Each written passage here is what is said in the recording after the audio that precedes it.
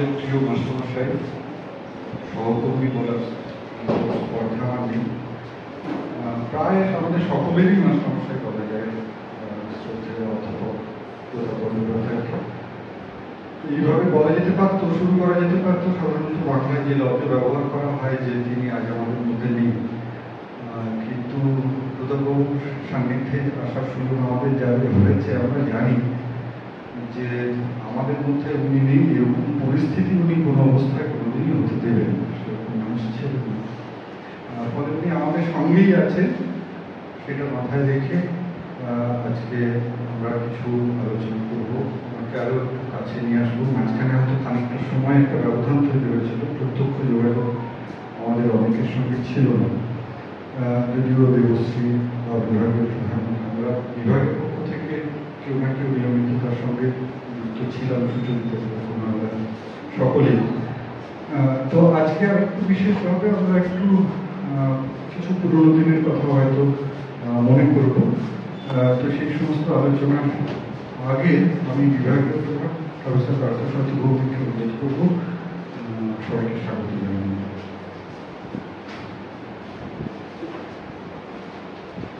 তুলনামূলক সাহিত্য বিভাগের পক্ষ থেকে আপনাদের সবাইকে স্বাগত জানাচ্ছি। অধ্যাপক প্রতাপ বন্দ্যোপাধ্যায়, তিনি গত 25শে জুলাই প্রয়াত হয়েছেন। তিনি দীর্ঘদিন এই বিভাগের সঙ্গে যুক্ত ছিলেন, বিভিন্নভাবে যুক্ত ছিলেন, এবং সেটা শুধু যে অফিসিয়াল বা কোনো আইন মেনে যুক্ত এরকম নয়, আসলে সেই যোগটা হৃদয়ের ছিল, এবং হৃদয়ের ছিল বলেই বোধহয় যে ওনার এই চলে যাওয়াটা আমাদের কাছে খুব বেদনা হয়েছে। দীর্ঘদিন অসুস্থ ছিলেন। তো আমি অন্তত আমার এখানে চাকরি জীবনের শুরু থেকেই প্রতাপবাবুকে দেখে আসছি। আর প্রথমে আমার প্রতাপবাবুর প্রতি একটা আকর্ষণ তৈরি হয়েছিল, কারণ উনি নাম নিয়ে খুব ওনার খুব কৌতূহল ছিল, এবং এই নাম নিয়ে খেলা করতেও ভালোবাসতেন। আমি নিশ্চিত যে এখানে যারা প্রতাপবাবুর ক্লাস করেছেন, প্রথমে নাম বললেই সেই নামের একটা অনুসন্ধান উনি করতেন। তো আমরা যারা সহকর্মী ছিলাম, যদিও সুজিত বলেছে সহকর্মী বলাটা একটা ধৃষ্টতা, তো তাদেরকেও উনি নাম দিতেন, এবং আশ্চর্যজনকভাবে সেই নামগুলো হতো ইউরোপীয় সাহিত্যের কোনো চরিত্র থেকে, শেক্সপিয়ারের ট্র্যাজেডি থেকে। ওনার বেশিরভাগ নামকরণ আমি লক্ষ্য করেছিলাম ট্র্যাজেডি থেকেই আসতো। তো সবাই আমার যারা সহকর্মী এখানে আছেন তাদের বোধহয় প্রত্যেকেরই এরকম একটি করে নাম ছিল। তো বাকিদের নামগুলো আমি বলছি না। আমাকে উনি দিয়েছিলেন হ্যামলেট। তো বোধহয় আমার তখন বলছিল আমি বোধহয় উনি আমার চরিত্রটা কয়েকদিনের মধ্যেই বোধহয় বুঝেছিলেন যে এই মোনা মোনায় ভোগা একটা মানুষ। তো আমি এখন ভাবছি যে প্রতাপবাবুকে যদি এরকম একটা নাম দেওয়া যেত, তাহলে কোনো সাহিত্যের কোনো চরিত্র, কোন চরিত্র সেটি হতো? আমার ধারণা সেই চরিত্র পাওয়া খুব দুষ্কর, মুশকিল। আমরা অনেক সময় বলি যে ইনি একজন বিরল চরিত্রের মানুষ। আসলে কথাটা ব্যবহৃত হতে হতে অনেকটা ক্লিশে হয়ে গেছে, কিন্তু আজকে সত্যি অনুধাবন হচ্ছে যে ওনার বিভিন্ন কর্মকাণ্ড, ওনার যে নীরব কিছু কাজ যেগুলো উনি কখনো প্রকাশ করেননি, হয়তো কিছু কিছু ক্ষেত্রে জানতে পেরেছি অন্যান্য জায়গা থেকে। তো সেই নীরব কাজগুলো হয়তো মানুষের অগোচরে রয়ে গেছে, কিন্তু সেই কাজগুলো যে কি বৃহৎ, এবং আমাদের বিভাগের জন্য যে ওনার কিছু নীরব কাজ আছে যেগুলো হয়তো উনি চাননি মানুষের কাছে বলতে, তাই আমি বলছি না। তো সেই সবগুলো মিলিয়েই প্রতাপবাবুকে বোধহয় কিছুটা চেনা যায়। এবং উনি এসে প্রথমেই যে কাজটি করতেন, এসে একটা খাতায় সই করতেন। এবং প্রতাপবাবু দীর্ঘদিন এখানে পড়িয়েছেন। তিনি এখান থেকে বেতনের কোনো ব্যবস্থা ছিল না, এবং অবৈতনিক অধ্যাপক ছিলেন, এবং তার জন্য বেশ কষ্ট করে বাসে করে এবং এসে, এবং ওনার মতো এরকম কি বলবো যে পাংচুয়াল মানুষ, তিনি ক্লাস কিন্তু ছাড় দিতেন না। ক্লাসে এসে উনি ক্লাস নিতেন, এবং এসেই তাড়াতাড়ি হেডের ঘরে খুব তাড়াহুড়ো করে ঢুকে উনি খাতাটা টেনে নিয়ে বলতেন যে এই সইটা আমাকে করতে হবে, নইলে তো আমার চাকরিটা এখানে থাকবে না। আমার চাকরি তো আছে তো, উনি সই করার আগে, খাতা খোলার আগে বলতেন আমার চাকরিটা আছে তো। তো প্রতাপবাবুর চাকরি রয়েছে এই বিভাগে এবং চিরকাল থাকবেও, উনি কোথায় কোনোদিন অবসর নেবেন না। তো আরেকটা আমার একটা বিরল সৌভাগ্য হয়েছিল, আমি যখন কলকাতার শব্দচিত্র নিয়ে কাজ করছিলাম, তখন আমার মনে হয়েছিল এই শব্দ বিষয়টা ভারতীয় এস্থেটিক্সে কিরকম ভাবে আছে সেটা বোধহয় জানার একটা প্রয়োজন আছে। তো সেই জন্য আমাদের অনেকের সঙ্গে আলোচনা করে আমাদের মনে হয়েছিল প্রতাপবাবুই সেই ব্যক্তি যিনি তার সন্ধান দিতে পারবেন, এবং সেই জন্য আমরা প্রতাপবাবুর একটা দীর্ঘ সাক্ষাৎকার নিয়েছিলাম আমাদের গ্রিন জোনে এখানে বিশ্ববিদ্যালয়ে। চারপাশে বিভিন্ন রকম শব্দ, ওদিকে বাসের শব্দ, ছেলে মেয়েদের গল্প, হাঁটা চলা, কাকের শব্দ ইত্যাদি, সবগুলো শব্দের মধ্যে কিন্তু এই মানুষটি বলে গিয়েছিলেন যে ভারতীয় এস্থেটিক্সে শব্দ, শব্দব্রহ্ম এবং নাভ, অনুনাভ, এই সমস্ত দুরূহ বিষয় নিয়ে। সেই রেকর্ডিংটি আমাদের কাছে আছে।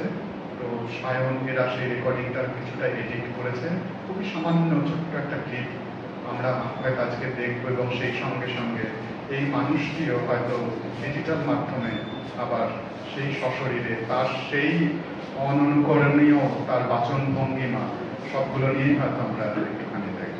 তো আপনাদের সবাইকে স্বাগত জানাচ্ছি।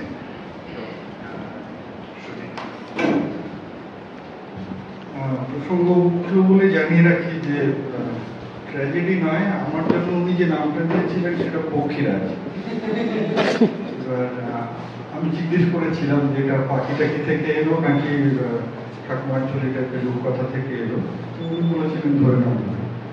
বাকিরাও প্রত্যেকেই এরকম নামপ্রাপ্ত আছেন, তারা নিশ্চয়ই জানাবেন কাকে কি নামে চিনতেন। প্রভাত প্রতিমা অধ্যাপক, সংস্কৃত ভাষা ও সাহিত্যের, তার যেহেতু আলাদা করে পরিচয় দেওয়া দরকার আছে এরকম না, দেশে বিদেশে, শিকাগো হোক, হাইডেলবার্গ হোক বা ভারতবর্ষের বিভিন্ন প্রান্তে প্রতাপ বন্দ্যোপাধ্যায়কে সকলেই এক নামে চেনেন। তাও ছোট্ট করে আমি দেখছি সামনে কিছু তরুণ আছে যারা হয়তো বিভাগেও নতুন মনে হচ্ছে, ছোট্ট করে একটা বিভাগের সঙ্গে ওনার সংযুক্তি এবং একটা পরিচয় আমরা অনুরোধ করছি বিভাগের এই মুহূর্তে senior most professor Abhik Majumdar. Senior junior বলাতে আমার মনে হলো যে প্রতাপবাবুর সামনে এসে আমাদের কিন্তু এই ধারণাটা পুরোটাই গুলিয়ে যেত। এই সিনিয়র জুনিয়রের কোনো তর্ক যে পেতাবেন, কারণ আমি একবার ওনার সঙ্গে বসেছিলাম যে আমি ওনার সম্ভাব্য কততম ছাত্রের ছাত্র হতে পারি, তারপরে দেখলাম যে এটা হিসেব রাখা যাচ্ছে না, এত দূর পৌঁছেছে। যাই হোক, অভিজ্ঞতা অনুরোধ করছি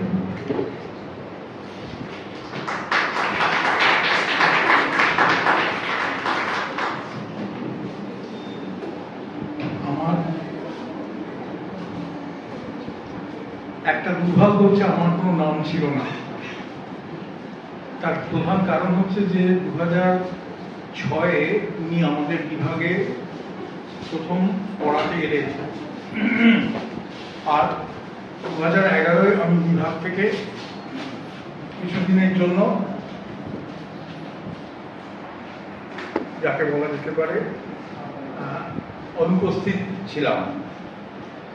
কিন্তু প্রতাপবাবু সম্পর্কে আমার শ্রদ্ধার কোনো অন্ত নেই। প্রতাপবাবু সংস্কৃত ভাষা, সাহিত্য এবং ভারততত্ত্বের একজন সত্যি প্রবাদপ্রতিম ব্যক্তিত্ব ছিলেন, এবং আমি নিজে কখনো এরকম দেখিনি যে একজন মাস্টারমশাই, মানে মাস্টারমশাই বলতে আমরা আজ যা বুঝি এবং যা বোঝার কথা ছিল সেই ফারাকটা প্রতাপবাবুর সামনে এলে স্পষ্ট হতো।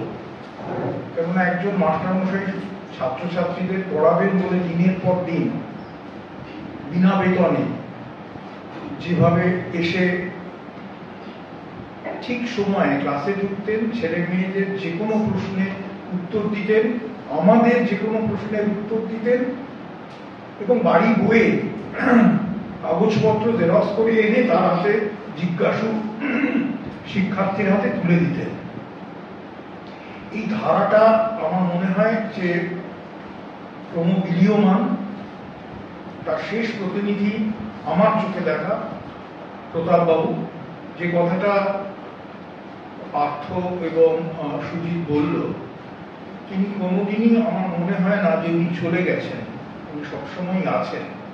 এই বিভাগের সঙ্গে আমরা যারা সামান্য হলেও তার সঙ্গে মেশার সুযোগ পেয়েছি, আমার মনে হয় তিনি থেকে যাবেন। তিনি পিএইচডি করেছিলেন টরন্টো বিশ্ববিদ্যালয় থেকে বিষ্ণু ধর্মোত্তর পুরাণ নিয়ে। এশিয়াটিক সোসাইটি থেকে তার একটি মূল্যায়ন নির্ভর কাজ, সেটা কিছুদিনের মধ্যেই প্রকাশ হবে। যে প্রকাশ হওয়ার পর আমরা আবার তার সেই মনন এবং তার চিন্তার পরিধিটাকে বুঝতে পারব। আর একটা কথা প্রসঙ্গত বলি, যারা সাধারণভাবে, আমি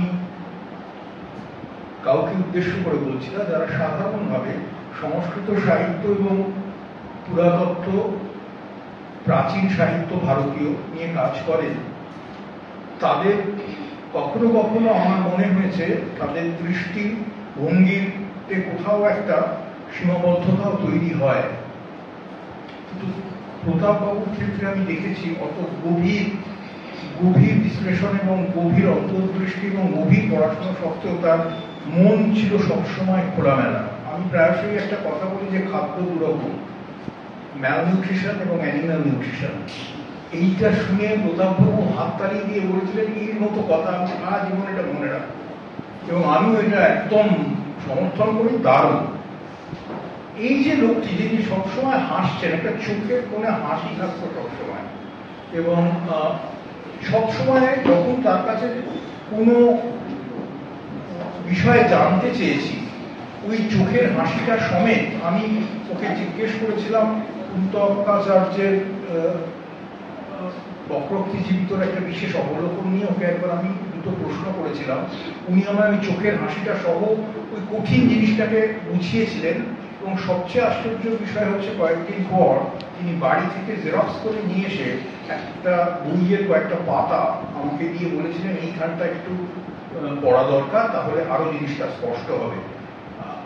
আমি সত্যি তার কাছে সেদিন প্রণিপাত করেছিলাম যে এটা আমার কাছে শিক্ষণীয় একটা বিষয় হয়ে রইল। 2010 সালে তিনি রাষ্ট্রপতি পুরস্কার পেয়েছিলেন, এবং এটা পার্থ বলল যে এটা তিনি চেয়েছিলেন না জানাতে, আমি জানিয়েই দিচ্ছি। এই টাকা, যে পুরস্কারটা পেয়েছিলেন, ভেবে দেখা উচিত আমাদের সবাই, যারা যাদবপুর বিশ্ববিদ্যালয়ে কোনোদিনই একেবারে নির্দিষ্টভাবে পার্মানেন্ট অধ্যাপক ছিলেন না। উনি পড়িয়েছেন সারা জীবন বর্ধমান বিশ্ববিদ্যালয়, কিন্তু ওই টাকায় তিনি তুলনামূলক সাহিত্য বিভাগের গ্রন্থাগারে মাস্টারমশাই এবং বিশেষত যারা রিসার্চ পেল তাদের জন্য বই কিনতে ওই টাকাটা দান করেছিলেন। এটা আমার মনে হয় যে আমাদের সময়ে যে মানুষগুলোর যে কাজগুলো আমাদের কোথায় স্বর্ণাক্ষরে খোদাই করে রাখা উচিত ছিল, করিনি আমরা। কিছুদিন পরে আমরা এগুলোকে ভুলে যাব, এবং সেটাই আমাদের সময় বস্তু। সব মিলিয়ে প্রতাপবাবু আমাদের সঙ্গে আছেন, থাকবেন। আমি মনে করি যে তার কাছ থেকে আমার শেখা শেষ হয়নি, এবং প্রতিদিনই আমি শিখব। আর ছাত্রছাত্রীদের কাছ থেকেও তার অনেক গল্প শুনি এবং বুঝতে পারি তিনি ঠিক কি বলতে চেয়েছিলেন। আমার মনে হয় তিনি কি বলতে চেয়েছিলেন এটা নিয়ে আমাদের এখনো অনেক দিন ভাবতে হবে। নমস্কার।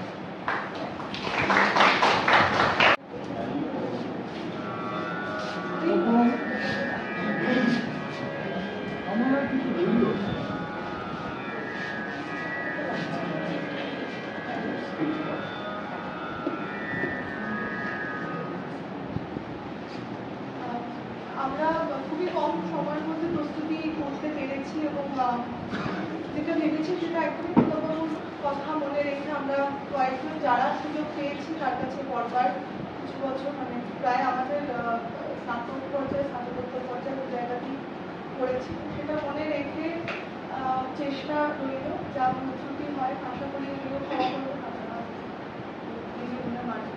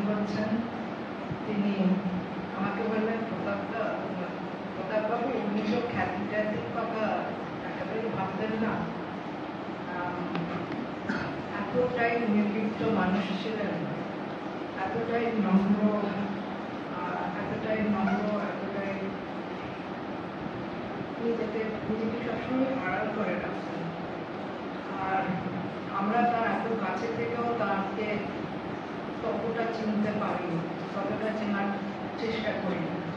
খুবই শ্রদ্ধা করতেন রসমেদের প্রতাপদাকে। প্রতাপদা আরো বেশি শ্রদ্ধা করতেন, জানাতেন রসমেদেরকে। খুব সুন্দর সম্পর্ক ছিল। যেটা বলছিলাম যে প্রতাপদা তো নিজের কথা বলতেন না। প্রতাপদা তো প্রতাপদার কথা জানি না কিভাবে বলবো, কি বলবো।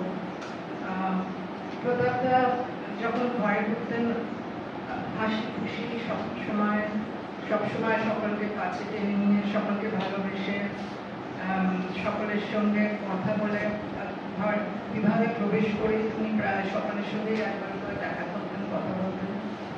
আর ঘরে ঢুকলেই একটা আন্তরিকতা, স্নেহ, সহজ সরল পরিবেশ তৈরি হয়ে যেত।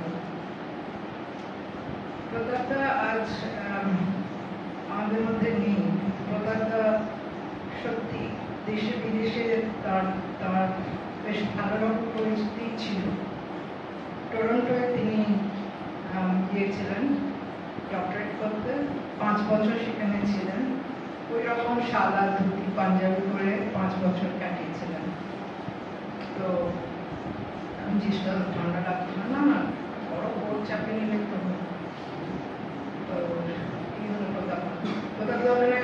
আমেরিকান ওরিয়েন্টাল সোসাইটির আজীবন সদস্য। সেখানে প্রধান এবং অ্যাক্টিভ সদস্য ছিলেন। আমেরিকান ওরিয়েন্টাল সোসাইটিতে তিনি প্রতি বছর একটু টাকা পাঠানোর চেষ্টা করতেন। কেন টাকা পাঠানোর চেষ্টা করতেন না, ওদের একটা জার্নাল ছিল, সেই জার্নালের খরচ বাবদ ওই টাকাটা উনি মনে করতেন যে পাঠানো দরকার। আমি তো বলার চেষ্টা করতাম যে না, ওদের তো এখন অনলাইন হয়ে গেছে, আপনি ওটা কেন পাঠাবেন, পাঠানোর প্রয়োজন নেই। তিনি সেটা মানতেন না, খুব বিচলিত হয়ে পড়তেন। না না না, প্রতি বছর আমি টাকা পাঠাই, আমাকে টাকা পাঠাতে হবে। তখন আমি বলেন যে দেখো, আমি দেখেছি ওদের একটা কলম আছে, ওখানে একটু ডোনেশন দেওয়া হয়, তোমরা ডোনেশন হিসেবে যেটুকু আমি দিতে পারবো সেটুকুই একটু পাঠিয়ে দাও। তো এই ডোনেশন দেওয়া এখন না, তোমরা সকলেই জানো যে বিদেশে টাকা পাঠানো খুব মুশকিল। যাই হোক, কিন্তু কোনো মতে পাঠানো যেত। প্রতি বছর, গত বছর শুধু বোধহয় এটা পাঠানো যায়নি, উনিও খুব অসুস্থ ছিলেন। আর ওখানেও সেক্রেটারি, ট্রেজারার, ওরাও খুব আনন্দ সহকারে ওর এই ডোনেশন গ্রহণ করতেন। এই ছিলেন আমাদের প্রতাপ। প্রতাপটা আরও একটা জায়গায় খুব নিয়মিত, তার আরও একটা জায়গার সঙ্গে তার খুব নিয়মিত যোগাযোগ ছিল। সেটা হলো international institute of Asian studies. এটা লাইডেন নেদারল্যান্ডসে, না লাইডেনে। এখানে আশেপাশে সব কাজ হয়, খুব খুব জরুরি সব গবেষণা হয়, নতুন নতুন সব কাজ হয়। তো এইখানে এটা নিউজ লেটারও নিয়মিত পেতেন। আর আমার আগ্রহ দেখে উনি শেষবার যখন আমার বাড়ি এসেছিলেন 2 বছর আগে, অনেক কটা নিউজ লেটার হাতে করে নিয়ে এসে আমার বাড়িতে রেখে দিয়ে গেছিলেন। এই ছিলেন প্রতাপদা। হ্যাঁ, প্রতাপদা এসেছিলেন আমাদের এবারে 2006 সালে। হ্যাঁ, আমি বছরটা ঠিক মনে করতে পারছিলাম না। 2006 সালে আমাদের বিভাগে যেটা সুযোগ করলেন, সেটা ঠিকই যে একটা সংস্কৃত চর্চার একটা রীতি ছিল, এবং সেই চর্চা এবং আস্তে আস্তে ধীরে ধীরে যখন পুরোনো মাস্টারমশাইরা সবাই বিদায় নিলেন, তখন একটা ভাঙ তৈরি হলো। তারপর সেই জায়গায় কিছুদিনের জন্য, তারপর সেই জায়গায় বাইরে থেকে আমাদের গেস্ট ফ্যাকাল্টি কেউ আসতেন। তারপর প্রতাপদা বর্তমান বিশ্ববিদ্যালয় থেকে রিটায়ার করেছিলেন বেশ কিছুদিন আগে।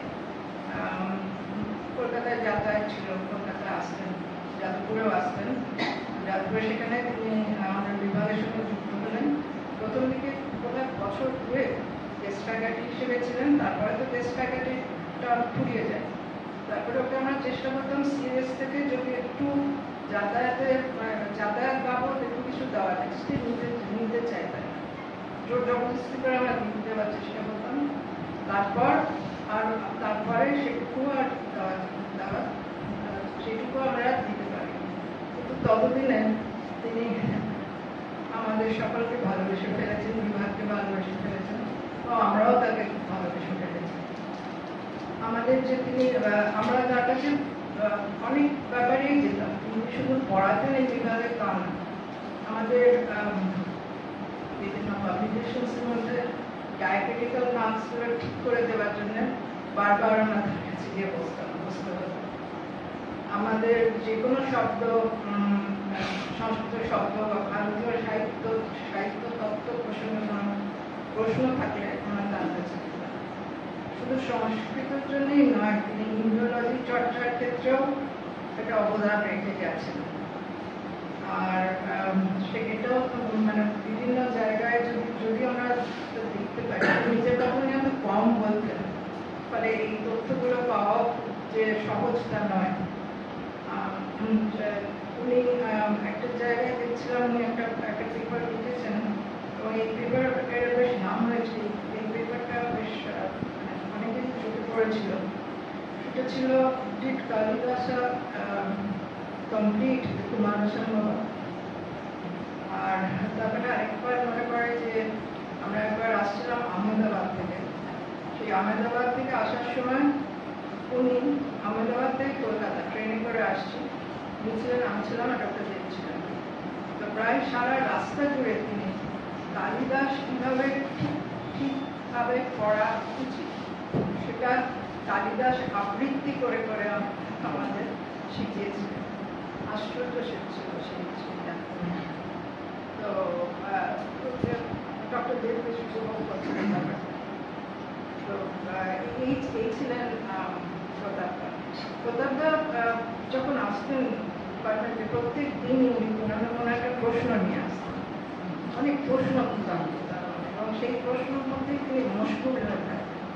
এই প্রশ্নগুলো ছিল বেশিরভাগ ক্ষেত্রেই ভাষা কেন্দ্রিক, শব্দ কেন্দ্রিক, এবং আমাদের প্রত্যেকে জিজ্ঞেস করতেন, প্রত্যেকে অনেক কিছু হতে পারে, অনেক সম্ভাবনা নিয়ে কথা বলতেন এবং তারপর তার সেই সব শব্দগুলো নিয়ে ছড়াটিতে নানা রকম মজা করতেন এবং তারপর নিজের মনে আবার ক্লাসে গিয়ে ঢুকতেন। তো এই ছিলেন প্রতাপদা। প্রতাপদা যখন জাপান গিয়েছিলেন তখন অনেক বছর কয়েক আগে জাপানে গিয়েছিলেন। জাপানে বেশ একটু রাস্তা হারিয়ে গিয়েছিল, তো ভাষা নিয়ে খুবই ঝামেলা হয় জাপানে, সেটা প্রতাপদারও হয়েছিল, কিন্তু কোনো অসুবিধা হয়নি। যে সবাই যথারীতি এসে সাহায্য করেছিল, কোনো রকম অসুবিধা হয়নি। এবং প্রতাপদা ফিরে এসে বলেন না, আমি ওখানে প্রতাপদা সবাইকে নিজের ভালোবাসা বিতরণ করে এবং সকলের কাছ থেকে ভালোবাসা নিয়ে হাসি মুখে দেশে ফিরেছিলেন। তো প্রতাপদা, হ্যাঁ, যেটা অভিক বললেন যে প্রতাপদার সেই রাষ্ট্রপতি পুরস্কার পাওয়ার কথা 2010, এই পুরস্কার পাওয়ার কথা কিন্তু উনি বিশেষ জানাতে চাইছেন। এই বিষয়ে আরো একটা কথা আছে, সেই কথাটা আমি একটু বলতে চাই আজকে। আমাকে উনি মনে করেছিলেন এটা বলো না, কিন্তু আজকে আমি সুপর্ণার অনুমতি নিয়েই কথাটা বলছি যে এই টাকাটার সবটাই একটা অংশ, সামান্য একটা অংশ বিভাগকে দিয়েছিলেন, আর বাকি টাকাটা দিয়েছিলেন ক্যান্সার চিকিৎসার গবেষণার জন্য। এবং ক্যান্সার চিকিৎসার গবেষণার জন্য দিয়েছিলেন অ্যালোপ্যাথি, যেখানে ক্যান্সার চিকিৎসার গবেষণা হচ্ছে সেরকম অ্যালোপ্যাথিক একটা কেন্দ্রে, হোমিওপ্যাথিক চিকিৎসা যেটা হচ্ছে সেখানে, এবং আয়ুর্বেদ চিকিৎসা যেখানে হচ্ছে সেখানে, তার সমস্ত টাকাটা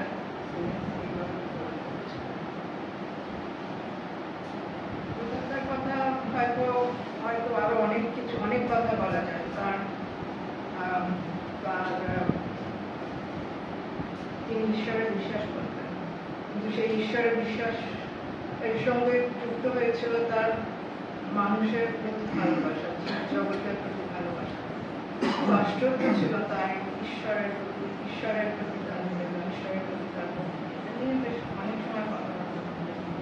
আরো কথাবার্তা বলতেন সমাজের কুসংস্কারকে দূর করবার জন্য বলতেন এটা কোনো পাবলিক ভাষা দিয়ে হবে না, এটা তোমাদের প্রত্যক্ষভাবে খুব জোরের সঙ্গে কাজের মধ্যে দিয়ে দেখাতে হবে, সেসব কথা বলতে এই হাসি খুশি মানুষ, এই যে একেবারে আপন বলে মানুষ, তুমি এর মধ্যে কিন্তু এই দিকটাও ছিল।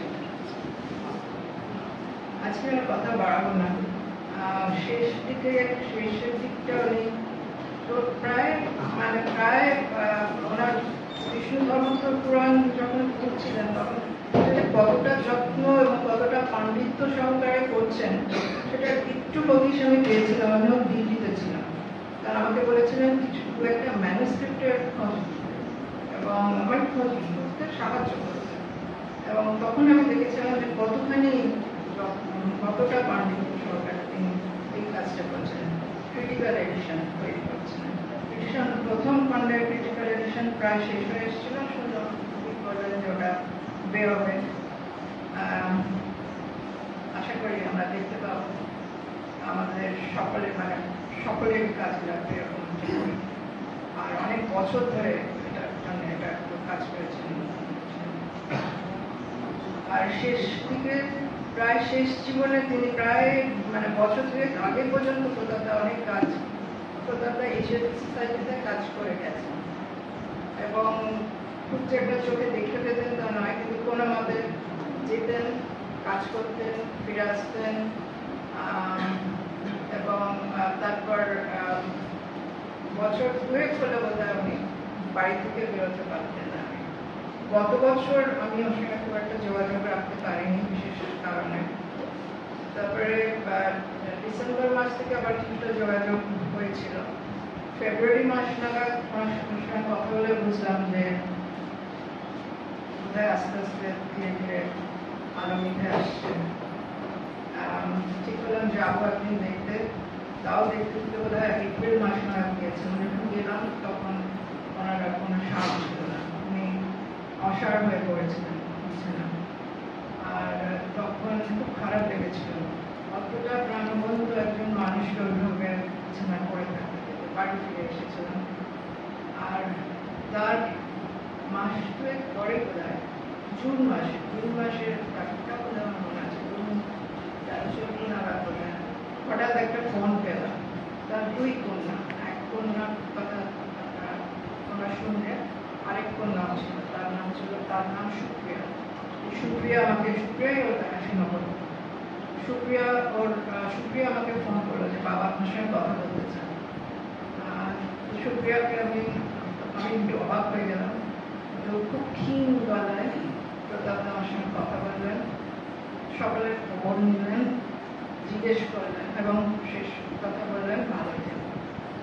আমার মনে হয় এই ভালো থেকো তিনি শুধু আমাকে বলছিলেন না, ভালো থেকো বলছিলেন তোমাদের সকলকে, বিভাগের সকলকে ভালো থেকো। উনি প্রায় চলে যেতে যেতে আবার ফিরে এলেন, যথাযথভাবে সকলের কাছ থেকে বিদায় নিতেন, আর আমাদেরকে তার এই আশীর্বচন শোনাতেন। ভালো থেকো।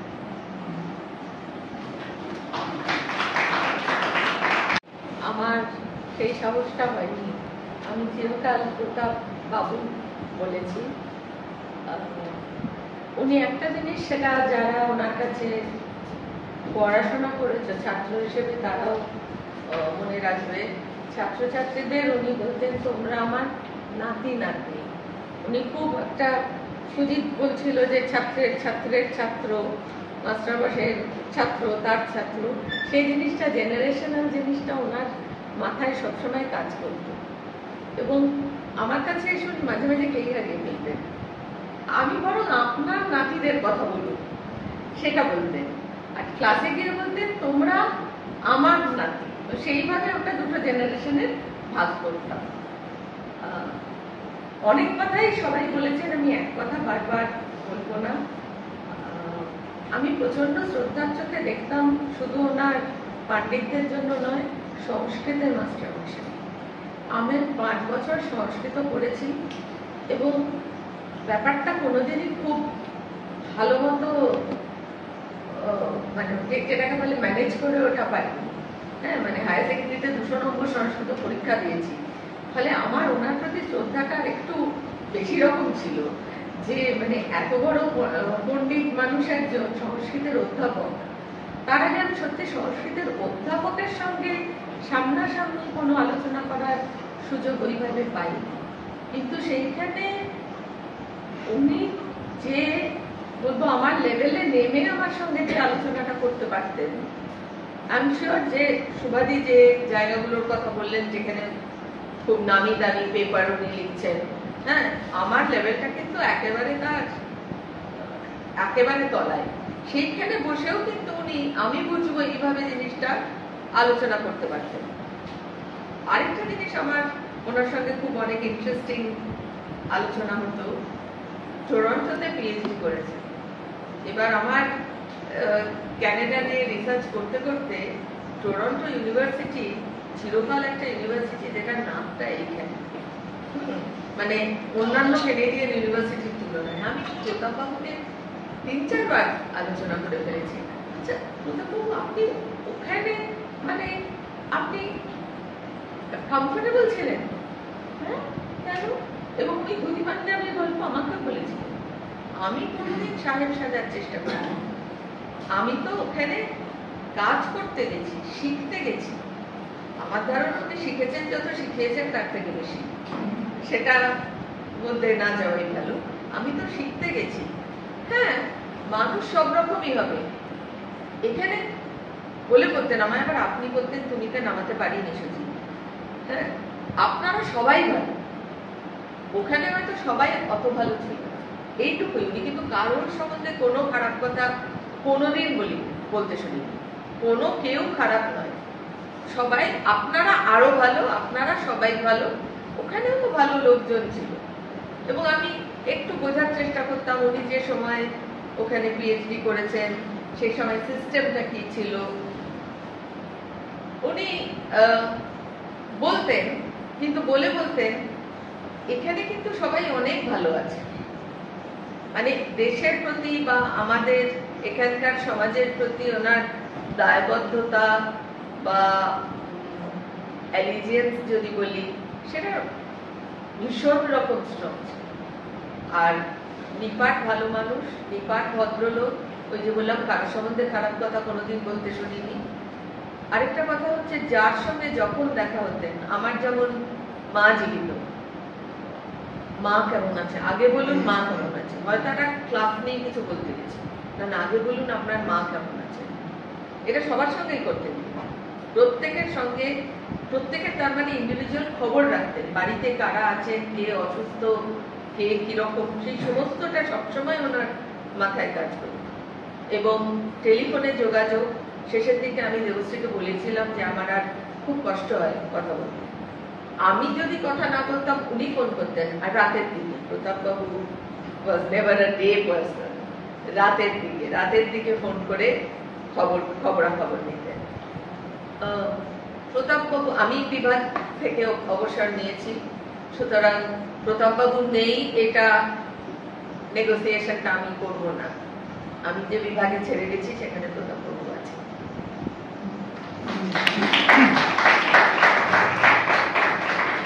বিভাগ কেউ ছেড়ে যায়, কিন্তু এটা আমি বলবো যে আমরা যখন না সুজি যখন পড়ে শোনাচ্ছিল না, আমি সুপর্ণাকে লিখেছে যে ওনার আমাদের বিভাগের প্রতি এত প্রীতি ছিল যে যেখানে কাজ করেছিলেন বর্ধমান ইউনিভার্সিটিও ওনার এত, বর্ধমান ইউনিভার্সিটি সহকর্মীদের নিয়ে এত কথা বলতেন না, যেটা এখানকার লোকেদের বিষয় বলতেন। আমার সাথে হঠাৎ একটা মনে পড়লো যে একজন যেটা লেখা তোমরা সবাই পড়েছো, শিশির কুমার দাস, উনি আমাদের বলেছিলেন যে উনি সারা জীবন দিল্লি ইউনিভার্সিটিতে পড়ালেন, কিন্তু বললেন যে আমি পড়িয়েছি দিল্লি ইউনিভার্সিটিতে, but I belong to you, I belong to all of you. আর আমার মেমোরিয়াল মিটিংটা তোমরা করবে। আর আজকে আমার মনে হচ্ছে যে প্রতাপবাবুর মেমোরিয়াল মিটিংটাও আমরা করছি। কি আছে এমন লোকেদের মধ্যে যে আমাদেরকে এত আপন করে নেয়? শিশিরদাও এখানে কখনো ফর্মালি পড়াননি, প্রতাপবাবু কখনো ফর্মালি পড়াননি, কিন্তু এনারা আমাদের নিজের চেয়েও বেশি হয়ে গেছিলেন একদিক থেকে। আর আমার মনে হয় এখানে শুধু এটা পার্সোনাল নয়, আমার মনে হয় একটা সাহিত্যকে একভাবে দেখার একটা ধারণা, যেটা আমাদের ডিসিপ্লিনারি সীমাবদ্ধতা থেকে বাইরে বিভিন্ন ভাবে প্রশ্ন করতে, বিভিন্ন ভাবে আমাদের জিজ্ঞাসাকে ফলো করতে ইয়ে করে, অ্যালাউ করে, সেই দিকটা আমার মনে হয় এদের দুজনের মধ্যে প্রচুর ছিল। ওরা তো আমাদের পথ দেখিয়েছেন এটাতে, আর ওরা আমাদের মতন খ্যাপা লোকেদের পেয়েছে যারা ওই অচেনা পথগুলো ধরে চলতে চায়। আমার মনে হয় এই ভালোবাসাটা এই কারণেও ছিল। আর এটাও ছিল যে আমরা সবাই বলছি যে উনি যখন ঢুকতেন ঘরে এত হাসি নিয়ে, এত ভালোবাসা নিয়ে, আমরা না অনেক সময় আমি ভাবি যেন অনেক বেশি প্রফেশনালিজমের দিকে চলে যাচ্ছি। আর প্রফেশনালিজমের একটা কালচার, যেটা একটা ফলস কালচার তৈরি হয়ে যাচ্ছে, যে আমরা একটা খুব স্টিফলি পরস্পরের সাথে বিহেভ করবো, খুব বেশি অফিসিয়ালি বিহেভ করবো, আর আমাদের নিজের পরস্পরের সাথে যে একটা হিউম্যান ইন্টারাকশন, সেটা আমরা এটার মধ্যে ভুলে যাই বা চাপিয়ে। আর আমার মনে হয় এই যে প্রতাপ বাবুর মতন মানুষ বা শিশিরদার মতন মানুষ, আমরা ওদের রসিকতার কথাও বললাম, এক বিশিষ্ট ধরনের রসিকতা ছিল, ভালোবাসা ছিল, এইগুলো কেন থাকবে না আমাদের মধ্যে? আর ওরা এগুলো নিয়ে আসতো আমাদের জীবনে, আমাদের কাজের কর্মক্ষেত্রকে, তাই জন্য এত ওরা লাইক নিয়ে আসতো কর্মক্ষেত্রে। আর ওদের কাছে অনেক কিছু শিখেছি। আর আমি এই কারণে আজকে এসেছি যে প্রতাপ বাবুকে শ্রদ্ধা জানাতে চাই, কিন্তু ওনার বিষয়ে আরো সবার কাছে শুনতে চাই। কেন ওনার কাছে যেমন অমিত বলছিল যে শেখার শেষ হয় না, এদের মতন লোক যখন চলে যায়, ওদের স্মৃতি থেকে আমরা অনেক কিছু আবার শিখতে শুরু করি। তা আশা করি আজকেও আমি আরো বেশি শিখবো ওনার বিষয়ে, ওনার স্মৃতি থেকে। কিন্তু ওনাকে আমরা শ্রদ্ধা জানালাম। এইটার অর্থ হচ্ছে যে প্রতাপবাবুর ইমেল টাইপ করা মানে কিন্তু অত সহজ কাজ নয়। এই যে কিছুক্ষণ আগে ডায়াক্রিটিক্যাল মার্কস প্রুফ নিয়ে সোনালি বলছিলেন, এটার মানে হচ্ছে যে প্রতাপবাবু একটা প্রিন্ট নিয়েছেন, মানে সুজিতদা প্রিন্টটা নিয়েছেন, তারপরে সুজিতদাকে প্রতাপবাবু প্রতাপবাবু সুজিতদা দেখিয়েছেন, উনি প্রুফ রিডিং করেছেন, তারপরে সেটা আবার সুজিতদা টাইপ করেছেন, এবং এটা 3 বার প্রুফ রিডিং হয়েছে একটা ইমেইলের জন্য। সুজিতদা ওই ইমেইলটা লিখতে 2 ঘন্টা দিয়েছিলেন, এবং যেহেতু ওটা প্রতাপবাবু, আমরা কেউ কিছু বলতে পারি না, সুতরাং সেইভাবেই কাজ হয়েছিল ওইভাবে। সুতরাং প্রতাপবাবুর পারফেকশন এবং ভালো মানুষ দুটো মিলিয়ে আমাদের একটা কম্বিনেশন। আর স্যার,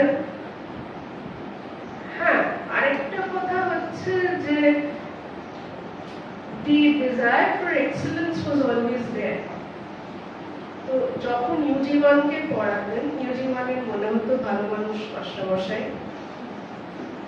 আমি পোস্ট কোঅর্ডিনেটর হিসেবে হাসতাম, পরীক্ষা তো দেবে, বুঝবে। এবং তারা ভাবতো যে প্রতাপবাবুকে যা বোঝানো হবে উনি বুঝে যাবেন এবং মেনে নেবেন। আমি শুধু পরের দিকে আরেকটু সতর্ক থাকতাম, স্যারের পরীক্ষাটা আগে রাখতাম ইন্টারনাল, পরেরটা আমাদের মধ্যে কেউ নিয়ে নিতেন, নয়তো ড্যামেজ কন্ট্রোল করা সম্ভব ছিল না। কারণ প্রতাপবাবুর হায়েস্ট নম্বর উত্তর 10-এ 2.5। স্যারকে বলেছিলাম, স্যার কি করছেন? স্যার বলেছিলেন ওরা নেই, লিখছে না তো ওরা। লিখতে তো স্যার, আচ্ছা বলছো যখন পরের বার আরেকটু দেবে, তুমি চিন্তা করো। কত দিলেন? 10-এ 4। কিন্তু তারা যদি এসে স্যার কি হয়েছে, তারা মান অভিমান নিয়ে ছাত্রছাত্রীরা গেছে যে স্যার কি হলো। তারপরে আমি বললাম যে আমি তো ভয় আছি যে এবার ছাত্রছাত্রীরা কি বলবে আমাকে এসে। তারা এসে বললো না স্যার ঠিক বলেছিলেন, আমার আরো কম হওয়া উচিত। তো সেটাও হতো। তো সেটা হচ্ছে স্যারের ক্ষেত্রে। এবার স্যারের কথাই শোনা যাক শব্দ নিয়ে। পাওয়ার পয়েন্ট মানে প্রজেক্টর ছাড়া একটা ফিটা ছাড়া, anything but fee.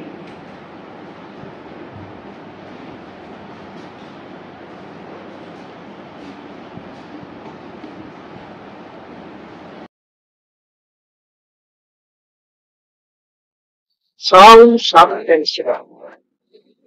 Okay, wherever we stretch out the idea, we have house. The exact word for sound in the Indian classical language Sanskrit is dhvani. Also from the very root is dhvani. This dhvani, it may be natural, a natural concept, a natural phenomenon, or a lingual, a linguistic phenomenon also. There is a difference between the two.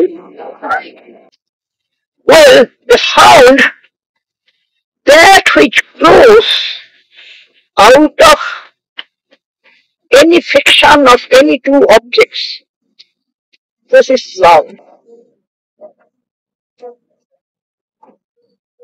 As a natural product of friction, it is just the sound, nothing more. But when it comes to a language, when it is a lingual and linguistic feature, this sound is always is meaningful to something. Something meaningful. It must present before you a meaning. Actually, the sound and its meaning, these two constitute, or we all see before us in this phenomenal world. World is a phenomenal world. One, I think, is a phenomenon, or a noumenal one, or a noumen. About noumena, we are not concerned with here. But in the phenomenal world, sound is what is experienced through ears. This experience going to other forms of experiences through other sense organs. All these forms of experiences, or forms of the experience,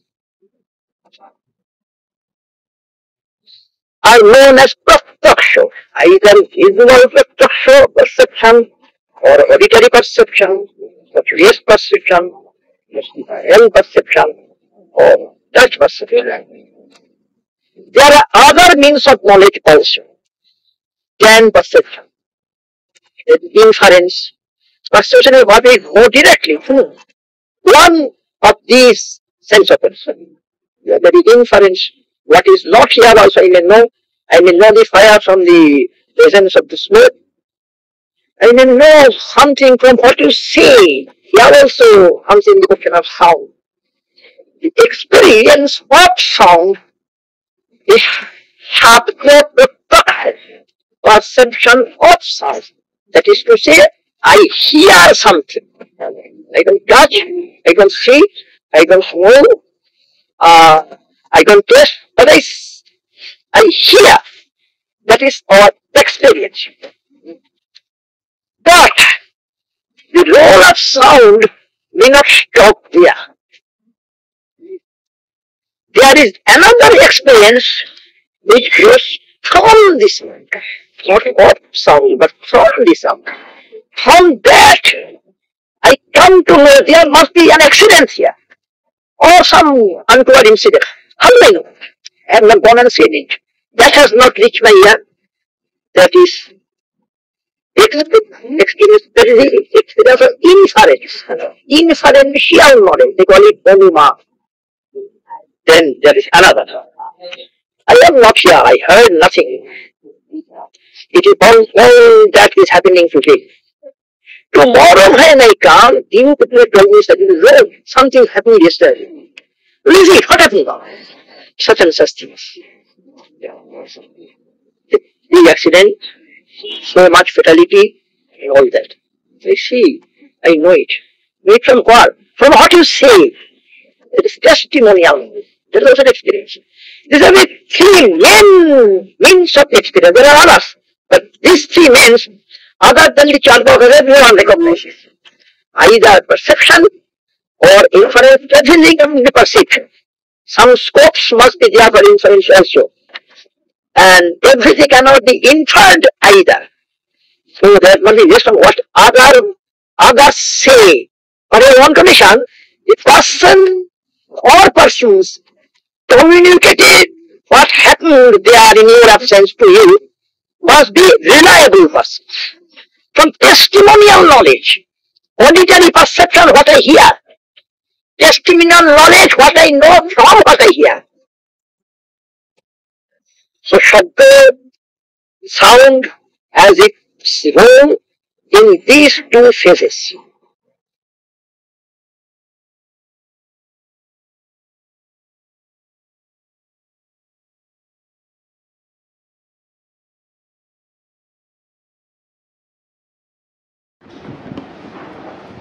নমস্কার সকলকে, আমার আন্তরিক শুভেচ্ছা ভালোবাসা।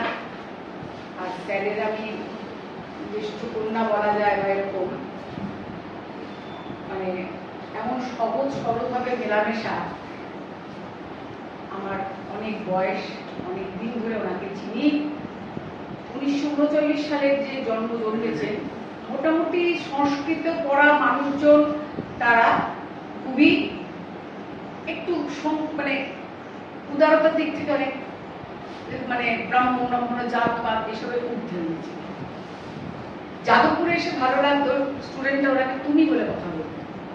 সেই জায়গাটা sir তুমি, এটা খুব ওনার কাছে খুব ভালো লাগার জায়গা ছিল। টিচারদের মন মানসিকতা তার ভালো লেগেছে। আমি বলবো এই কারণে, উনি যে পরিমণ্ডলে বড় হয়েছে সেখানে এরকম উদার বিদ্যাসাগর ছাড়া পরবর্তী সময় আমি আমার বাবার ক্ষেত্রে দেখি। একই সাথে এটা না বললে নয়, কাজের লোকের বাসন বা এনার বাসন কোনো আলাদা ছিল না। আমার বাড়িতে সেটা দেখি হাঁ মেরে গেছে প্রথমেই ধাক্কায়। আমি খুব যে স্টুডেন্ট ভালো তা নই, পড়াশোনা করতাম না। স্যার সেটা বুঝতেন, পালসটা ধরতে পেরেছিলেন জীবনে। সব জিনিস ভালো লাগা, ভালোবাসা সেটা হয় না। আর জীবনের বন্ধুত্ব, ভালোবাসা উনি গভীরভাবে যে শিক্ষা দিয়েছেন, একটা মানুষকে দেখতে গেলে খুব কাছে যেমন একটা বই পড়তে পারেন, একটা ডিস্টেন্স রাখে, কিন্তু সেই ডিস্টেন্স অতিক্রম করে উনি আমাদের পরিবারের বন্ধু হয়ে গেছে। অব্রাহ্মণ টিচার বা তাদেরকে সম্মান করা, প্রণাম করা, সেটাও কিন্তু তখনকার একটা ব্যতিক্রমী চরিত্র। এবং সেটি বিদেশি স্যার হন বা মহিলাদের সিগারেট খাওয়া কি খাওয়ার, সিগারেট খাওয়া স্বাস্থ্যের পক্ষে খারাপ সেটা হিসেবে বলতে, কিন্তু খেলে নারী পুরুষ সবাই খেতে পারে। ওনার ছাত্রী ভিক্টোরিয়া এসছে, ওনার পেছন পেছন ধুতি পাঞ্জাবি, এই আপনি এখানে ফেলুন, ঝাইদানি নিয়ে দৌড়াচ্ছেন। স্যার কি আমাদের ধুতি সাদা ধুতি পাঞ্জাবি, আমাদের অনেক সময় ইংলিশ প্রোনাউন্সিয়েশনের প্রতি আমরা একটা গুরুত্ব দিত, কখন দি কখন দা, এটা একটা সাংঘাতিক। আমার ছেলে মেয়ে খুব ভালো ইংরেজি জানে, আমি জানি না। আমরা গান শুনি দিয়ে কারণ দিটা হয়েছে, কখন সন হবে, কখন টিআই হবে, কখন এগুলো কতগুলো ব্যাপার থাকে নেটুলি ভিটুলি করে। কারণ আমাদের বাবারা যেভাবে ইংরেজিটা শিখিয়েছেন, পিকে দশকরা ট্রেনটা এসছে ছেড়ে গেছে, এইভাবে ট্রান্সলেট করতে বাবা বৃষ্টি শুনে যাবো থামিনি, তখন এক ইংলিশ। প্রতাপ বাবু খুব স্বাভাবিক ইংলিশটাকে বলে তুমি লেখা প্র্যাকটিস করো, বলে ডাগরা, আমার ডাগরা নাম, আমার ডাবর ডাবর ঠেলা ঠেলা চোখ ছিল বলে ডাগর ডাগরা আমাকে ডাকতে নাম। ডাগরা একটা কথা বলবো, এখন কিন্তু কলেজে চাকরি পেয়ে গেছি, বিহারে একটি প্রত্যন্ত কলেজে, মানে আদিবাসী সাঁওতালি কলেজে পড়াতে গেছি। আদিবাসী কলেজে, সাঁওতাল বলা ঠিক হয় না, আদিবাসী কলেজে পড়াতে গেছি। এখন কিন্তু ইংরেজিটা শিখে নাও, তজ্জন্য জনিত কখন হবে কি কখন হবে না, ডিউ টু কখন হবে না কি কখন হবে না, সেগুলো ওনাকে রেগুলার লিখতে হতো, লিখতে লিখতে প্র্যাকটিস। আমি একটা ম্যানাস্ক্রিপ্ট নিয়ে কাজ করছি, যেটা থেকে ইন্ডিয়ান অফিস লাইব্রেরি লন্ডন থেকে পেয়েছি। ওনার একটা ব্রিটিশ ইংলিশের প্রতি যোগ ছিল, যেরকম প্রোগ্রাম। যখন নাকি দেখো আমার সাদা ধুতি পাঞ্জাবি পড়া, তো ভুল করে ইংলিশ বলছে, ইংলিশ বাবা স্যার আমি তো যাবো, লন্ডন গেছি, স্যারের সাথে প্রথমে ব্যাংকক গেছিলাম, একটা ইংরেজি বুঝি না, একটা কিছুই বুঝি না। প্রথম সংস্কৃত কনফারেন্সে গেছি, সোজা কথা, ওরা actually it is a very nice মুরগ ধাবতি আছে।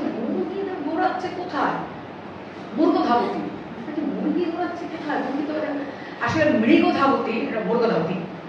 আচ্ছা মুরগ, আচ্ছা ওরা রিটাকে রু বলে স্যার, এবার স্যারের সাথে স্যারের যেহেতু ছাত্রী সময় বলে ভাবত্যা আগে স্টার্ট নাম বলতে বাপরে বাপ সংস্কৃত বলতে আমাকে এবার আমার সংস্কৃত বলতে হবে।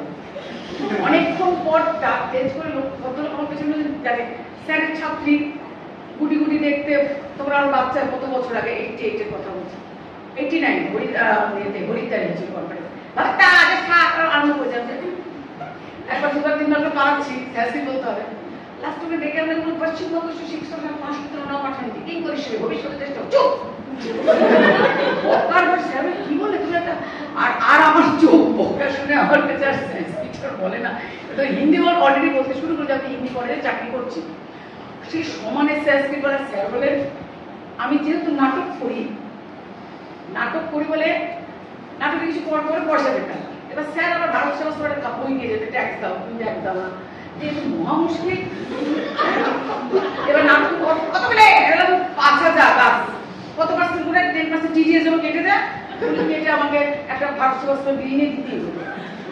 এবার বলা শুরু তুমি এটা তোমার ভালো না টাকা দাও। এই যে এগুলো শিখেছি, উনি যেভাবে উল্টোভাবে বিচার করতে, একবার মানে কথাগুলো না মানুষের লোকশিক্ষার কাজে লাগে। বলছি আমি জানো 20,000 টাকা ইনকাম করতে, কিসে স্যার কিসে পেলেন? সিস্টেমটা ভেঙে পড়ে গেছিল, সেটা যদি তার পায়ে পড়তো কত টাকা খরচা হতো এইভাবে।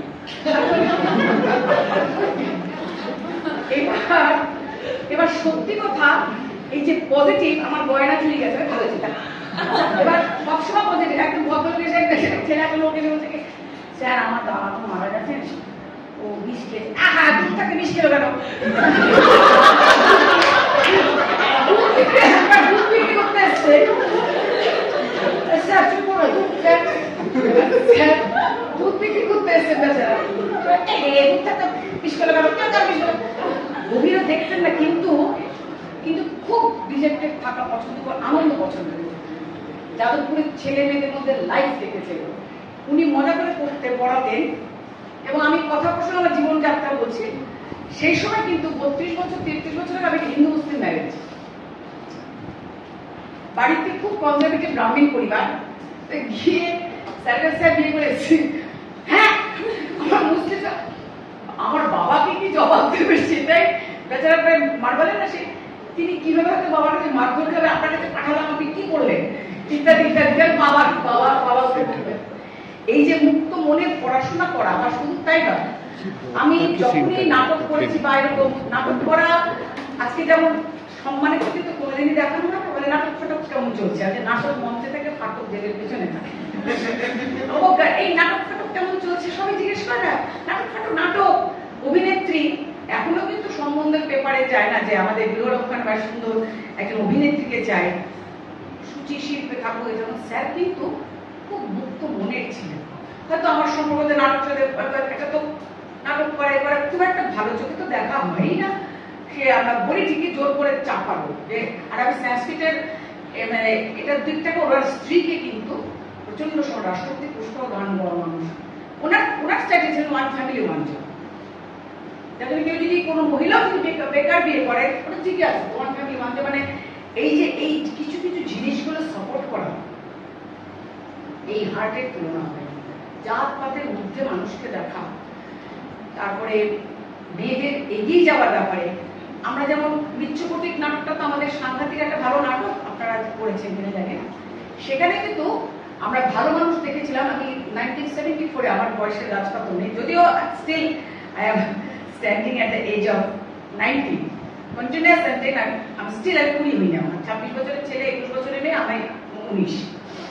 তা তখন আমি বলেছিলাম যে ভালো মানুষ আমি তখন দেখছিলাম কেয়া চক্রবর্তী, সেখানে আমি যখন মেয়েদের এই যে স্যারকে দেখানো বা আমি যদি ক্যারিকেচার করেও কখন দেখিয়েছি, সেটা খুব কাউকে ভালো চোখে দেখতো না, তাই না, যে আমি তোমাকে দেখাচ্ছি, সেটা যে একটা দেখানোটাকে সেভাবে তারা ভালোবাসতেন না কেউ।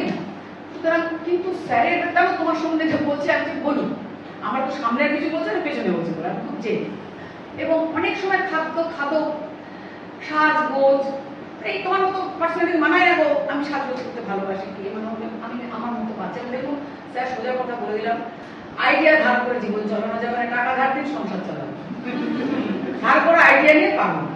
তা স্যারের সাথে আর আমার মানে ঝগড়া যুদ্ধই বেশি হয়েছে। তার ফলে একটা নেগেটিভ ইনফ্লুয়েন্স আমার বাবা ছিলেন। বাবার সব ভালো, জাতপাত ছাড়া মানা ছাড়া কোনো একটা মানুষ মেয়েদেরকে শিক্ষিত করে, কিন্তু আর বাইরে উঠতে পারিনি, সেটা একটা জায়গায়। কিন্তু প্রতাপবাবু সেই জায়গাগুলোকে অতিক্রম করেছে। কিন্তু কিছু কিছু টেকনিক্যালি সব মানুষের তো একটা জায়গা থাকে, হ্যাঁ, সেটা হয়তো ছিল, আমরা টের পারি, কিন্তু চেষ্টা করে গেছেন নিজেকে। আমি তো বরাবর এটা আমিও চেষ্টা করি বরাবর একটা ভালো মানুষ হতে পারি। তার সব মৃত্যুকটিকে দেখার পর আমি বললাম, স্যার আপনি গিরিশ কার্নাডের উৎসবটা দেখবেন। বসন্ত সেনার সাথে সৃজনী গুডম্যানের আমি যেটা আমরা ভালো মানুষ করেছি, মানে তার চরিত্রের সাথে মিল আছে, মানুষটা খুব ভালো মেয়েটা, সবার এমপ্যাথি সিম্প্যাথি সেটা পার্থক্য তোমরা সবাই জানো। একটা এমপ্যাথিক ক্যারেক্টার, সে নিজের জায়গায় মানে সেই যুদ্ধতে পা গড়িয়ে দেখেছে ক্যারেক্টার।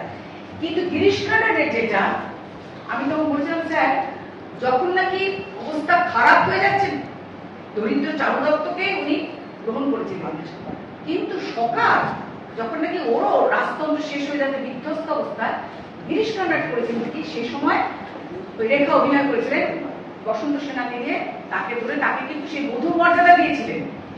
মনে রাখতে হবে, শূদ্র একটা বধূর মর্যাদা দিয়েছিল তাকে, না বসন্ত সেনাকে।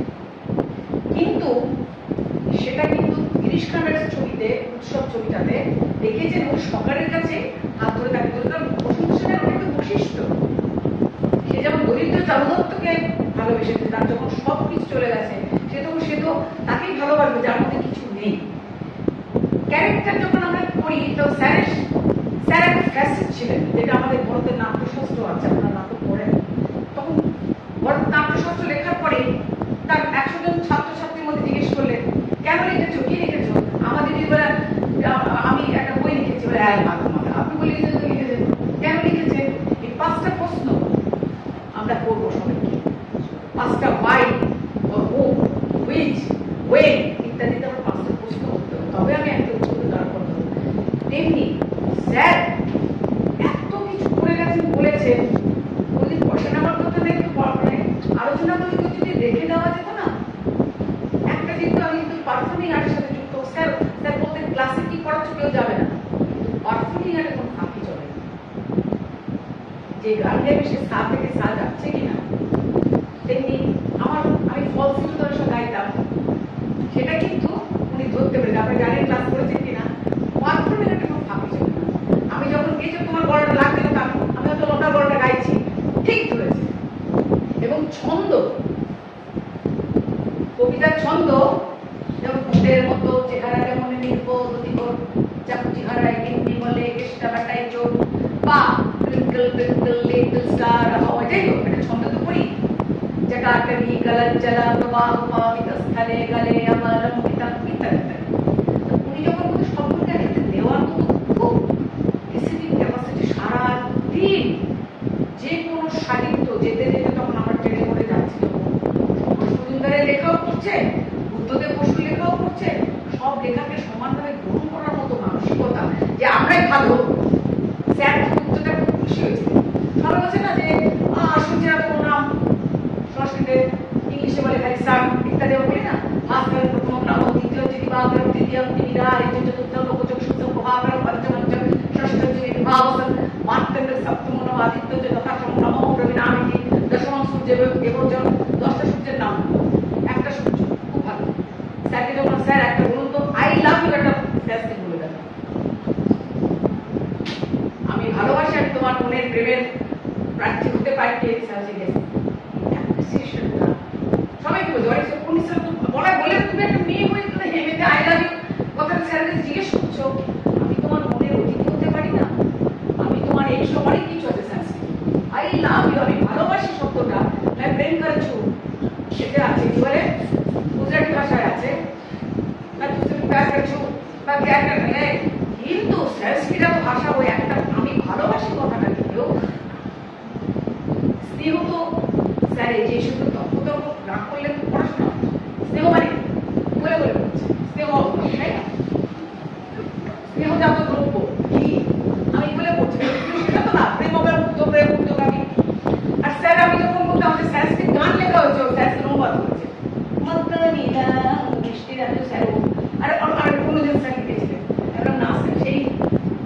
গানটা আমি ছন্দ করছি, পাগলা আমার বাল, ওই এটা আসে না, সেটা আমার নাম ছিল না।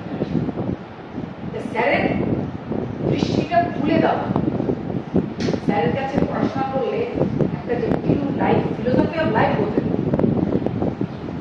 মানে ওইভাবে ভাববেন ওয়ান ফ্যামিলি ওয়ান জব, সব মানুষ সমান, এই যে কতগুলো ভালো ভালো কথা, এইরকম আজকাল আধুনিক তো আরো সাংঘাতিক হয়ে গেছে। আমরা যে কোথায় চলে যাচ্ছি জানি না, খুব মানে চারবার কিন্তু সন্ধানী করতে, চণ্ডীটা পাঠ করতে আমাকে বলেছিলেন যে বুকের উপর আমার চণ্ডীটা দিল। আমি বললাম কেন স্যার, ডাকাতরা আছে না, আয়ো দেখি যা সঙ্গী যাবো কাটবো পারবো কাজ করে আসবো, আয়ো দেখি যা সঙ্গী আপনার ভগবান আনন্দ সর্বন কামন সব সদ্দাও কামনা বাসনা, গীতার মতো উনি গীতাকে একদমই করতে পারতেন। তারপরে একটা গীতা খেলে জন্য আমরা তারা বিরোধী, একটা যুদ্ধক্ষেত্রে মারো মারো খাও খাও খাও, সেটা কখন ধর্মবন্ধ হতে পারে। এই যে চিন্তাধারা, চণ্ডী আমি ঠিক আছে, আমি চাইছি জয় যিশু জয়ী, আমি আজ পুত্র সুখে ভরে রাখবো করতে হবে, আমি চাইছি, আমি চাই দশ চাই শুধু আমি চাই, আমি ভালো চাই, জ্ঞান চিন্তাতে কামন কামন প্রাপ্ত জিনিস পজিটিভ থিঙ্কিং আমি চাই। প্রত্যেকটা জিনিসকে একজন টিচারের যেটা দায়িত্ব আমার চাই, তাই না, একটু মুক্ত মনের দৃষ্টিটা তৈরি করবে। একটা কথা বলার আগে ভালো করে 10 বার ভেবে নিয়ে, মানে এটার দুটো মানে হতে পারে, কোনোদিন কারণ আমি নিন্দা করি ভেবেছিল হয়তো কোনোদিন না, মানে কোনো জিনিস লেখার আগে বলবে পারহ্যাপস বোধ হয় এক্সপেক্ট, তুমি কিন্তু আজকে দাঁড়িয়ে 90 সালে যেটা দাঁড়িয়ে 91 সালে যেটা বলছো সত্য, সেটা 3 বছর বা 10 বছর সেটা মিথ্যা হতে পারে।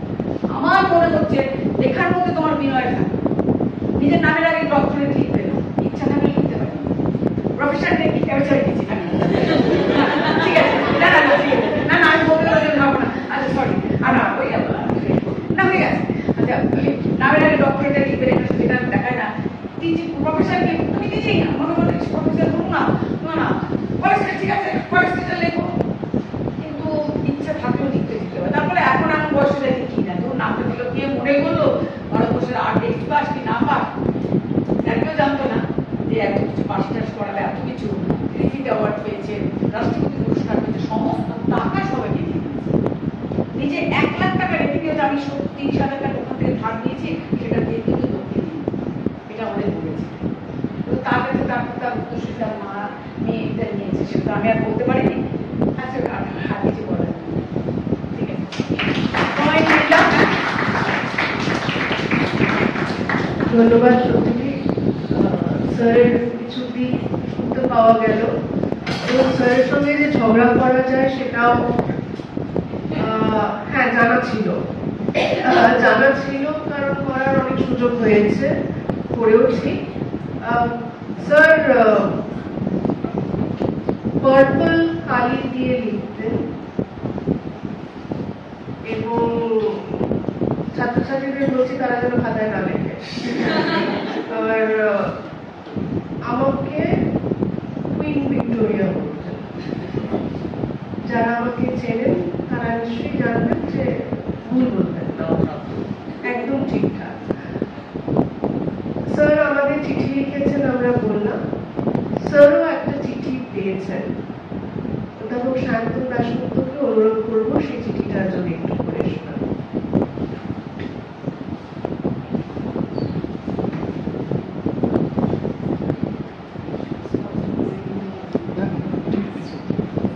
আমরা এত কিছু জানতাম না, খুব ভালো, আমরা এত কিছু জানতাম না, শুধু জানতাম।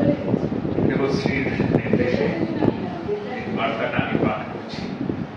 This is from Professor Ishita Chandra, former professor, Department of Agriculture, of many of us. Dear colleagues, thank you for the effort and the invitation. For JUCL, for 2 decades, from the time Imi entered the heads room, he touched all our lives in more ways than one. The worst kind of affection was brought to the fore when he had to be quote-unquote paid after the legal age of superannuation. I have had the pleasant duty of scolding many great men and count Phoebe among my dearest victims. I'm proud that he named me after one of the toughest rulers of the Habsburgs. I appreciate your effort and add my deepest condolences to our collective wishes. It would be wonderful to learn the vocabulary-related twists in soul and atma, but alas, we are deprived of that sincerely. We now call upon Queen Elizabeth on behalf of the Department of Interpretation. Queen Elizabeth. Also Professor Sucheta Bhattacharya.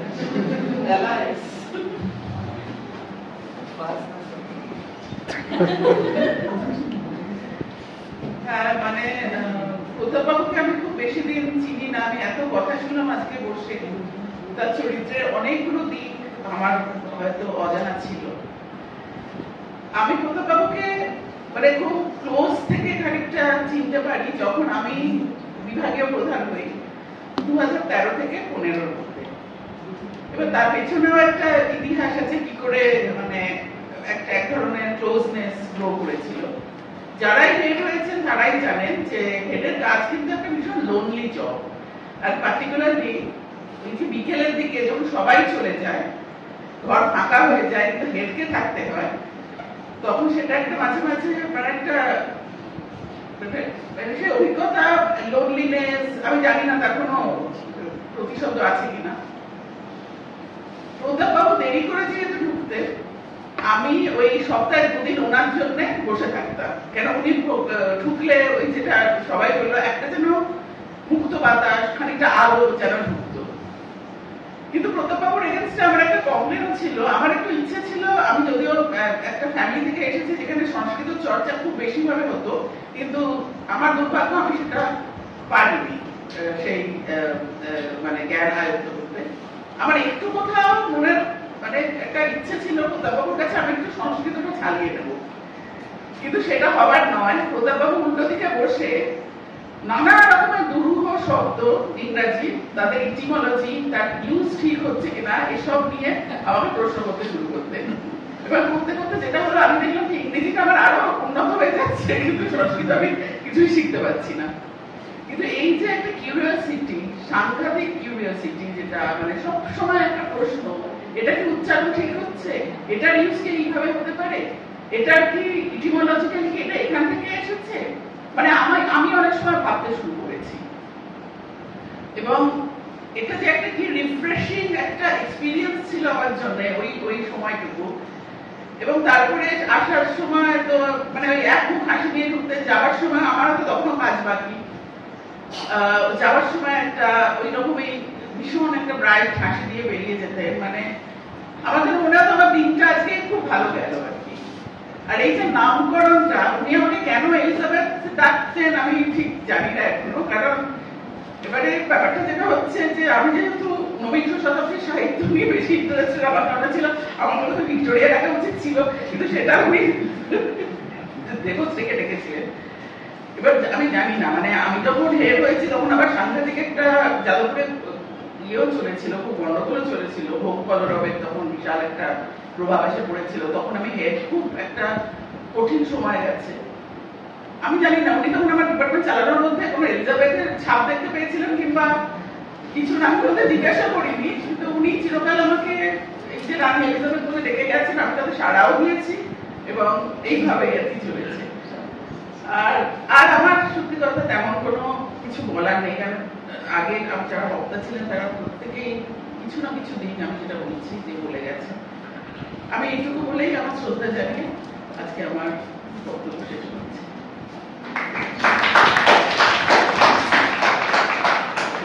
Thank you স্যারের কথা মাঝে মাঝে অনেক কিছু মনে পড়ে, সুভাদির আমার কিছু মনে পড়েছে, তাই সুভাদিকে আমরা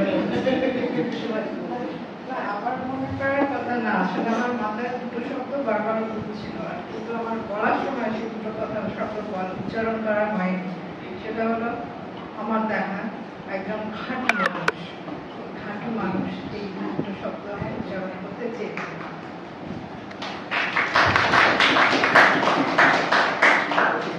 হ্যাঁ, এই সেকেন্ড স্যারের রিউনিয়ন থেকে তোলা খুবই ঝাপসা ছবি।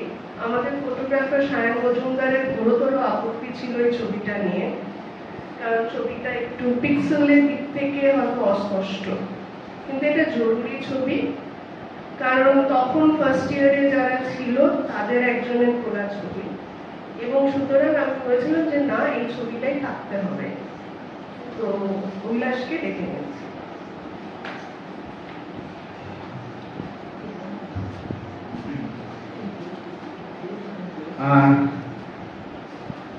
বিভাগে যেদিনকে প্রথম এলাম ছাত্র হিসেবে ওরিয়েন্টেশনের দিন, সেই দিন যাই হোক আরো অনেক কিছু হলো, কিন্তু মাস্টারমশাইরা ক্লাসে এসে হঠাৎ করে অনেকজন বললেন যে এই তোমাদের করতে হবে, কেউ বললেন যে নিয়ম না ভেঙে যতখানি দেখানো যায় আমরা সেরকম করে সাহায্য করবো তোমাদেরকে। হ্যাঁ, তিনি নেই, কাজে তার কথাও ওঠেনি, তার নামটাও বলার পরে তার যে নামে প্রতাপবাবু তাকে ডাকতেন বাদশাহী, তিনিও নেই সমর্থকটা। যাই হোক, সেই ওরিয়েন্টেশনের দিন একজন মাস্টারমশাই বললেন যে শেষের দিকে যে প্রতাপবাবুর তোমাদের পড়াবেন, তোমরা কিন্তু ওনার ক্লাস করো, ওনার সেকেন্ড ধাপে, তখন ওই 10টা 20, 11টা 10, 12টা খুব জটিল একটা টাইমে ক্লাস হতো, ওনার তো 10 থেকে 3টে অব্দি ক্লাস থাকতো। তো 10-এ উনি আসতেন না, কারণ দুপুরে খেয়ে তারপরে ওই কনফিল্ড রোড থেকে গড়িয়াহাট পর্যন্ত গিয়ে ওখান থেকে অনেক কাণ্ড করে উনি আসতেন। তো উনি আসবেন, তোমরা কিন্তু ক্লাস করো, is the best that the department can offer. এখন তখন তো বুঝিনি, কিন্তু এখন বুঝতে পারি যে সত্যি তাই। আমরা হয়তো চেষ্টা করেছি সকলে নিজেদের মতো করে, প্রতাপবাবুকে আমরা মাঝে মধ্যে একটু ভুলে গিয়েছি, আজকে মনে করেছি, আজকে সবাই আমরা একটা উপলক্ষে এক জায়গায় জড়ো হয়েছি, কিন্তু গত 1 বছর তার চেয়ে একটু বেশি সময় উনি যে খুব ভালো ছিলেন এমনটা না, মনের দিক থেকে খুব ভালো ছিলেন না, এটা সত্যি। 1 বছর খুব কম। দিদি বললেন যে ওনার সাথে, সুভাদি বললেন যে ওনার সাথে 1বার 2বার কথা হয়েছে, ব্যাস, মানে এরকম 1জন 2জন ছাড়া, এমনকি সুবর্ণাদির সাথেও যে খুব গল্প করার মতো করে কথা বলতেন এমনটা নয়, প্রায় 1 বছর উনি কথা বলেননি তেমন পরিবারের সাথে। আমি বরাবর পয়লা আষাঢ় ওনাকে ফোন করতাম, কারণ উনি খুব আনন্দ করতেন পয়লা আষাঢ় নিয়ে, যে দল থেকে ওনার কাছে কালিদাস করা হলো সেই আষাঢ় পয়লা আষাঢ় ফোন করলে খুব মজা করতেন, এবং আমাদেরকে ওই ক্লাসরুমে এরকম করে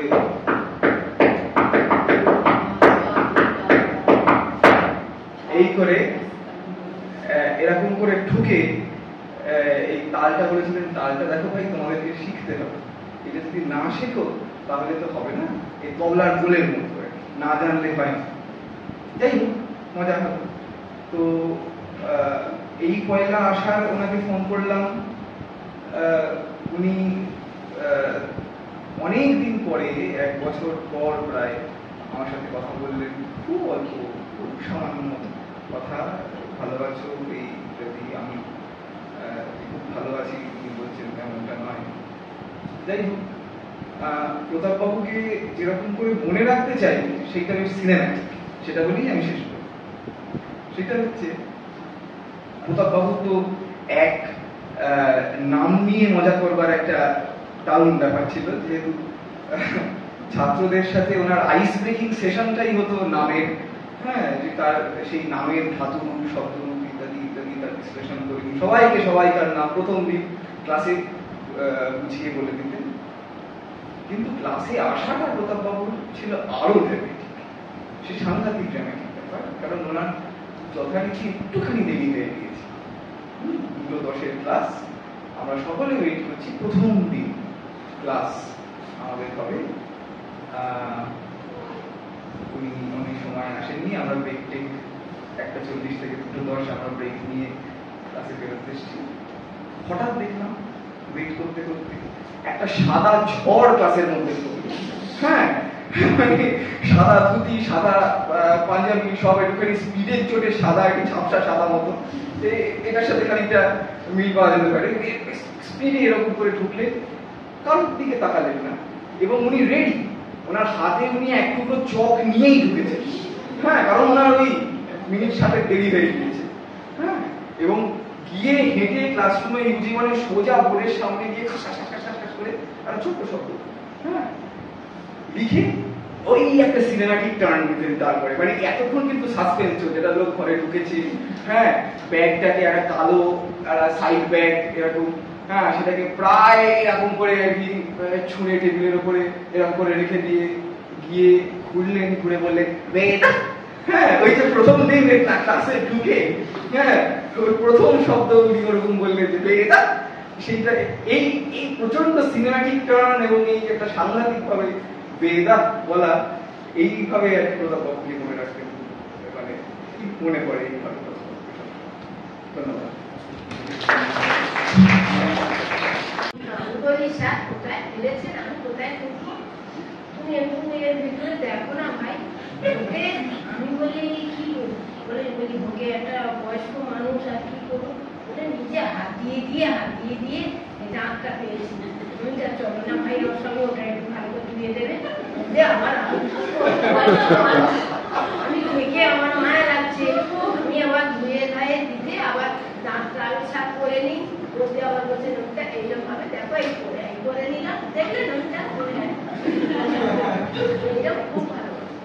এরই নবিতা আমাকে একটু টিকার চাপ দেবে তো ভাই, টিকার চাপ।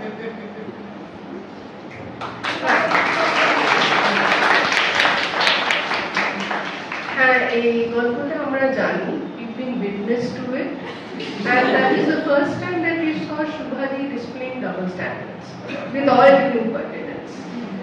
একদম ঠিক কথা বলছি আপনাকে, কারণ প্রতাপবাবু এটা পড়ে গেছে, আমরা সবাই হাসছি, স্যারও মাঝে মাঝে হাসছেন, কিন্তু Shubhadi is very sympathetic, দাদা পড়ে গেছে আমরা এই প্রথম দেখলাম Shubhadi হাসছেন, এরপরে সাহায্য করার চেষ্টা করছেন কিন্তু হাসছেনও বটে, এটা কিন্তু Shubhadiর এটা আছে। এই গল্পটা আমার খুব প্রিয় গল্প, সুন্দরভাবে মনে আছে। আর হ্যাঁ, যেটা হুদাস বললো যে sir was dramatic, definitely dramatic, but also how does one put it, he was our everyday, he still is, and that is how it will be. He was part of our everyday and he will remain part of our everyday. I don't think he wishes to be remembered per se on one particular day. He's just there, that's all, he's there. Ebar the sound that we যেমন ভাবে আমাদের স্মৃতিতে আছে সেইভাবেই তুলে রাখার জন্য।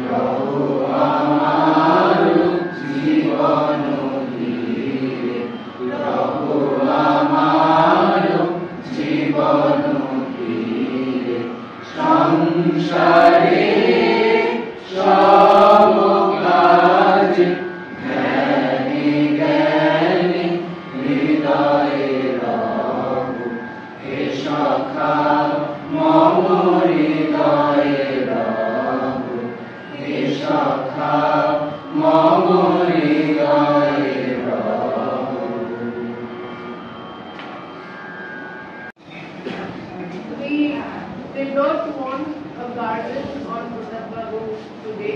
We wouldn't want that on any day. So, thank you for being with us. We do have 3 specific waiting. হ্যাঁ পাঠিয়ে দিয়েছি বলছি Thank you everyone. Thank you very much.